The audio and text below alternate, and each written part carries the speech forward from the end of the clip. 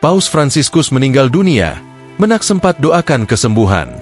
Pemimpin Gereja Katolik Paus Fransiskus meninggal di usia 88 tahun, pada Senin, 21 April 2025, pukul 7.35 pagi waktu setempat.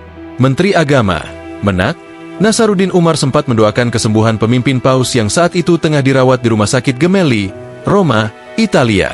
Mari sama-sama kita mendoakan Paus Fransiskus yang sedang dirawat di RS Gemelli di Roma.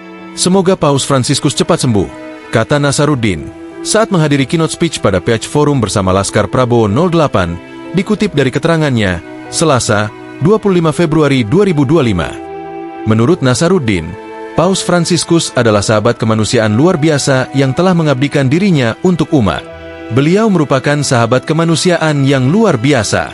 Beliau yang telah mengabdikan dirinya untuk umat, mewakafkan dirinya untuk kemanusiaan, tutur dia. Sebelumnya diberitakan, Paus menderita pneumonia di kedua paru-parunya, namun tim dokter tidak akan memberikan prognosis kepada Bapa Suci. Paus Fransiskus yang kritis kondisinya sempat sedikit membaik. Hal ini diungkapkan Vatikan dalam pernyataan pada Senin, 24 Februari 2025. Saat itu, dokter menyatakan, Bapa Suci belum pulih dari kondisi yang mengancam jiwanya sehingga perawatan di rumah sakit harus dilanjutkan setidaknya selama 1 minggu ke depan.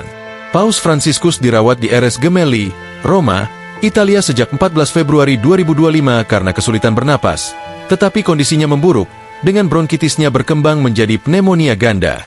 Oksigen yang telah diberikan dalam beberapa hari terakhir atau pada Senin dengan aliran dan persentase oksigen yang sedikit dikurangi. Kondisi kesehatan Paus juga mendapat perhatian khusus karena sebagian paru-parunya telah diangkat sejak muda, sehingga menimbulkan risiko paru-paru kronis. Kabar duka meninggalnya Paus Fransiskus diumumkan oleh Kardinal Kevin Farrell, Camerlengo Vatikan, pada Senin pukul 9.45. Pukul 7.35 pagi ini, Uskup Roma, Paus Fransiskus, kembali ke rumah Bapa. Seluruh hidupnya didedikasikan untuk melayani Tuhan dan gerejanya, kata Kardinal Kevin Farrell dalam sebuah pernyataan.